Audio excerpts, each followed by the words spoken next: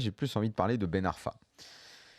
Ben Arfa fait une très bonne saison et Ben Arfa est en train d'affoler toutes les gazettes et d'alimenter toutes les rumeurs et je m'aperçois qu'on n'apprend rien du passé et ça c'est grave.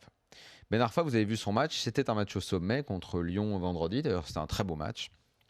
Et qu'a fait Ben Arfa dans ce match malheureusement?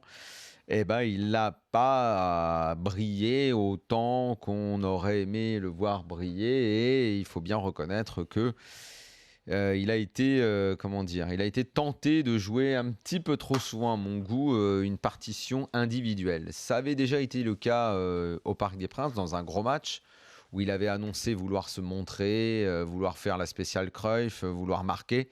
Il avait mis un très beau but, mais à côté de ça, il avait eu beaucoup de mal.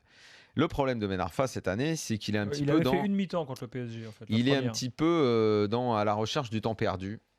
J'ai galéré toute ma carrière parce que moi je me la suis plombé et parce que mon entourage et parce que tout ce qu'il y a autour du foot, c'est un petit peu le pavillon témoin Ben Arfa de la carrière plombée par un petit peu tous les à côté du foot et par un caractère un petit peu trop individualiste. Je suis au centre du monde et vous allez voir que c'est moi le plus fort.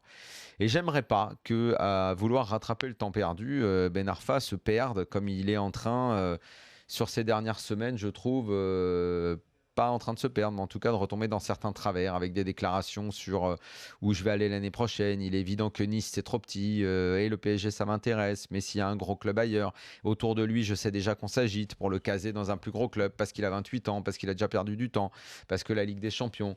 Et finalement, sur cette fin de saison, Nice, son cadre, parce que c'est le cadre de l'équipe, il ne faudrait pas qu'elle le perde. Il ne faudrait pas que, dans un excès d'individualisme pour surjouer, finalement, c'est le collectif qui en pâtisse et que lui, Ben Arfa, finalement, obtienne ce qu'il veut, à savoir retourner dans un grand club. Pourquoi peut-être pas à l'Euro, mais qu'on retombe l'année prochaine dans le Ben Arfa qui ne supportera pas la concurrence et finalement qui ne tire pas d'enseignement du passé.